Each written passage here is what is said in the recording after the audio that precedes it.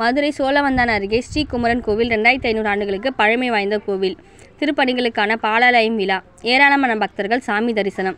மதுரை சோழவந்தான் அருகே கொடிமங்கலம் அறநிலைத்துறைக்கு சொந்தமான இக்கோவில் கிபி 2500 ஆண்டுகளுக்கு முன்பு மதுரையை ஆண்ட பாண்டிய மன்னரால் உருவாக்கப்பட்ட கோவில் மற்றும் மதுரையை ஆண்ட திருமலை நாயக்கர் மன்னரால் குடமுழுக்கு நடத்தப்பட்டது.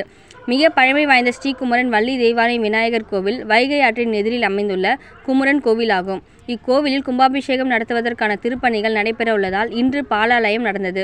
இதையொட்டி சுவாமிக்கு சிறப்பு அபிஷேகம் மற்றும் அலங்கார தீபாராதனை, யாக பூஜை, கும்ப பூஜை நடந்து திருக்கைலாய சன்னிதானம் ராஜசண்முகம் பரமாச்சாரியா சுவாமிகள் முன்னிலையில் பாலாலய விழா சிறப்பு பூஜை நடந்தது. இதில் ஏராளமான கிராம மக்கள், பெண்கள் கலந்து கொண்டு கந்தனுக்கு அரோகரா, முருகனுக்கு அரோகரா என்று உணர்ச்சி பொங்க பக்தர்கள் கோஷங்கள் எழுப்பினர்.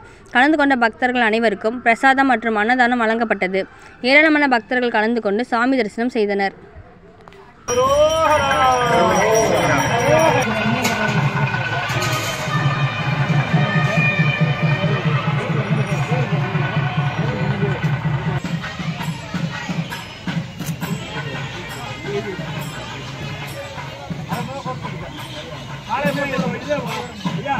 மாலை போட்டு போடு.